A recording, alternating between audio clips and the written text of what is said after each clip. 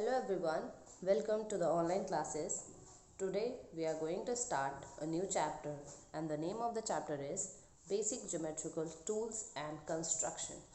So पहली चीज़ तो जो चैप्टर का नाम है वो क्या कहना चाहता है हम ये देखते हैं, ठीक है। इसमें आपका जो मैथ्स का ज्योमेट्रिकल पोर्शन है वो यहाँ से स्टार्ट होता है और जो आपकी ज्योमेट्री बॉक्स है, अब आपको काम क्या करना होगा, आपको मार्केट जाना होगा, वहाँ से आपको एक ज्योमेट्री बॉक्स लाना होगा। उसके बाद आप कंस्ट्रक्शन करेंगे चीज़ों का और क्या किसका यूज़ है ये देखेंगे, ठीक है।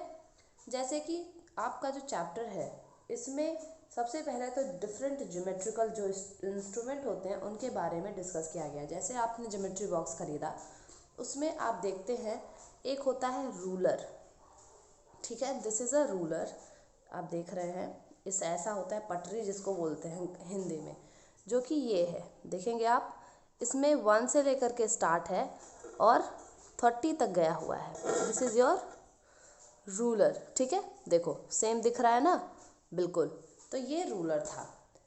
इसके बाद इसका काम क्या होता है, जब भी आपको कभी भी लाइन खींचनी होती है, ठीक है, तो आप इसका यूज़ करते हैं। इसमें 1 से लेकर के 0 से लेकर के सेंटीमीटर्स में चीज़ें दी गई होती हैं, ठीक है, इंचेस में होती हैं, सॉरी। ये आपके जो ये छोटे छोटे ब्लॉक्स वाले होते हैं जिनका डिस्टेंस ये वाला होता है वो होता है आपका सेंटीमीटर। जैसे 3, 4, 5, 6, 7, 8 ये सब क्या है, सेंटीमीटर्स हैं। इनके बीच में ये जो छोटी छोटी लाइंस हैं दिस इज मिलीमीटर्स, ओके। तो कंडीशन क्या हुई, 1 सेंटीमीटर में कितने होते हैं, 10 मिलीमीटर्स होते हैं। ये 0 से 1, ये 1 सेंटीमीटर था, इसके बीच में 10 मिलीमीटर्स होते हैं, ठीक है। और यहाँ पे आता है आपका इंच, 0 से 1, 1 से 2, 2 से 3, ये होती हैं आपकी इंचेस, ठीक है। सो जो सेकेंड इंस्ट्रूमेंट है आपका वो है डिवाइडर्स। डिवाइडर कुछ इस तरह का दिखता है आपका, इस तरह का। जब भी कभी भी आपको दो चीज़ों के बीच में डिस्टेंस फाइंड करनी है, जैसे कि ये कंपास है, आपको बताना है 1 से लेकर के 5 के बीच में कितना डिस्टेंस है, तो आप डिवाइडर से नापते हैं इसको। जैसे इसके जो 2 कोने हैं इसके बीच में चलो हम डिस्टेंस देखते हैं कितना है। 1 से लेकर के पूरा 2 का है, देखो 1.8 होगा शायद, हाँ 1.8 होगा। तो ये डिवाइडर का काम क्या होता है, ये डिस्टेंस को मीज़र करता है। फिर उसके बाद आता है आपका compass, pair of compass. Compass को हिंदी में क्या बोलते हैं, लंगड़ा प्रकार। कंपास आपका ऐसा दिखता है, ओके। और इसका काम होता है कि अगर आपको एंगल्स का कंस्ट्रक्शन करना हो तो ये आपके लिए हेल्पफुल होता है, इवन अदर कंस्ट्रक्शंस में भी हेल्पफुल होता है। ये है आपका कंपास। तो ये सारी चीज़ें आपके पास होनी चाहिए। इसके बाद आता है आपका प्रोटेक्टर। प्रोटेक्टर को हम हिंदी में बोलते हैं चांदा। चांदा जो होता है इसमें 0 से लेकर के राइट हैंड साइड में भी जाने वाली एंगल्स होती है, क्लॉकवाइज भी होती हैं और एंटी क्लॉकवाइज भी होती है। सेंटर में इसका 90 डिग्री होता है और इसकी हेल्प से हम बनाते हैं एंगल्स। सपोज आपसे किसी ने बोला कि draw angle of 45 degree, 45 degree का एंगल बनाओ, तो आप क्या करते हैं, सिंपली इस चांदे को एक पेपर पे रखते हैं और देखते हैं कि 45 कहाँ आएगा। ये 40 है, 40 के बाद देखेंगे, पहले हम कभी भी कोई चीज़ क्लॉकवाइज बनाते हैं, ठीक है। तो लाइन आप ऐसा खींचेंगे इस तरह से और देखेंगे कि 40 कहाँ आ रहा है, यहाँ आ रहा है। 45 कहाँ आएगा, यहाँ आएगा, 50 और 40 के बीच में, यानी यहाँ पे आप पॉइंट रखेंगे और ऐसे एंगल्स को ज्वाइन कर देंगे। सो ये this is the method, okay. और जो हमारा ज्योमेट्री बॉक्स होता है उसमें 2 इस तरह के सेट स्क्वायर्स होते हैं, ठीक है। इनको हम यूज़ किया जाता है परपेंडिकुलर या पैरेलल लाइंस को ड्रॉ करने के लिए, ठीक है। जब भी आपको पैरेलल लाइंस ड्रॉ करनी होती है तो इन सेट स्क्वायर्स का हेल्प किया जाता है, हेल्प लिया जाता है, ठीक है। ये था आपका ज्योमेट्री बॉक्स में रहने वाले टूल्स, ठीक है। जब भी आप अपनी कॉपी में कंस्ट्रक्शन करेंगे तो आप पेंसिल का यूज़ करेंगे, पेंसिल का ही यूज़ किया जाता है कभी भी कंस्ट्रक्शन किया जाता है।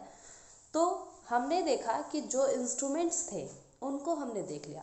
अभी हमारे साथ क्या है कि हम किसी भी लाइन सेगमेंट को, किसी भी एंगल को कैसे मेज़र करेंगे। ठीक है, आते हैं आपके क्वेश्चन पे, देखते हैं कैसे करना है चीज़ों को। First question of exercise 20.1 is draw a line segment A B of any length. कोई भी आप एक लाइन ड्रॉ करिए ए बी किसी भी साइज का, ठीक है।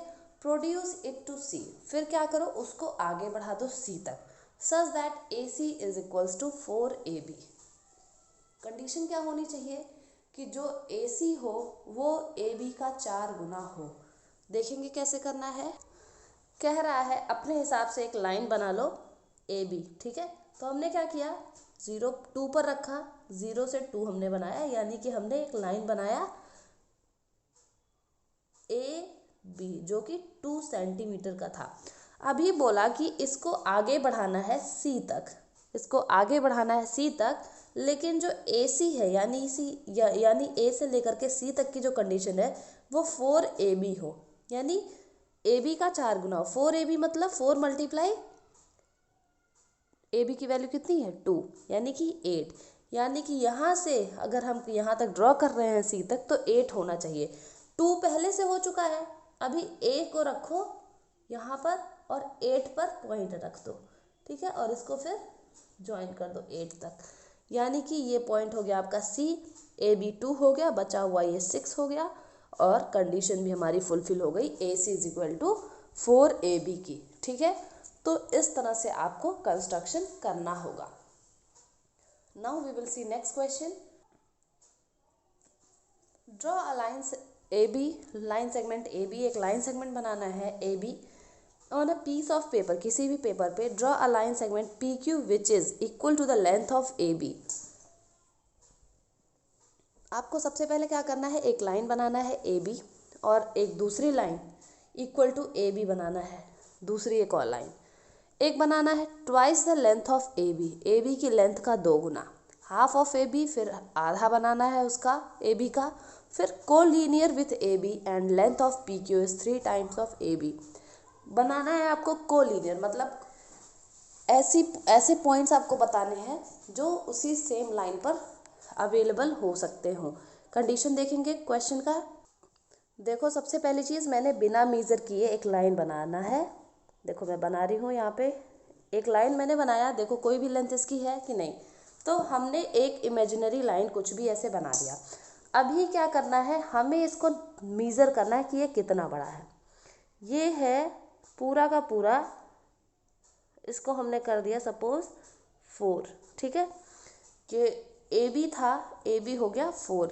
अभी क्वेश्चन में बोला गया था कि equal to the length of A B, एक और लाइन बनानी है जिसकी लेंथ ए बी के बराबर हो, यानी कि हम एक काम कर सकते हैं, फिर से हम 4 सेंटीमीटर का लाइन बना दें, यहाँ से स्टार्ट करें 4 तक, तो फिर से इक्वल हमने बना दिया उसके, ठीक है। ऐसे इसका हाफ बनाना है, इसका 2 गुना बनाना है, उसका आधा बनाना है, बहुत सारे ऐसे कंडीशंस है, तो इसको आप खुद से करेंगे बाकी सारे। Now the third question is if P Q is equal to 7 centimetre, एक पी क्यू लाइन है जिसका लेंथ है 7 centimetre, R S is 2.5, R S का जो है वो 2.5 है। Construct a line segment whose length is equal to P Q minus R S. P Q 7 है, आर एस 2.5 है, तो पी क्यू में से आर एस घटाओगे तो कितना आएगा 4.5। तो आपको एक लाइन बनानी है 4.5 इस कंडीशन के लिए। यहाँ पे P Q plus are S, P Q 7 है, आर एस 2.5 है, कितना हो गया 7 प्लस 2.5 9.5। एक लाइन आप बना दोगे इसके लिए 9.5 सेंटीमीटर की। इसी तरह से 2 पी क्यू, पी क्यू कितना है 7, 2 पी क्यू मतलब 2 मल्टीप्लाई 7 14 सेंटीमीटर की लाइन। इसी तरह से ये सारे क्वेश्चंस आप खुद करेंगे। Here is questions I have explained till 3, 4, 5 and question number, yes 4, 5 is your assignment work, सिर्फ 2 क्वेश्चन बाकी, ये तो आंसर है। Okay, so we have completed 20.1. You will solve each and every question of this exercise and write down in your fair copy.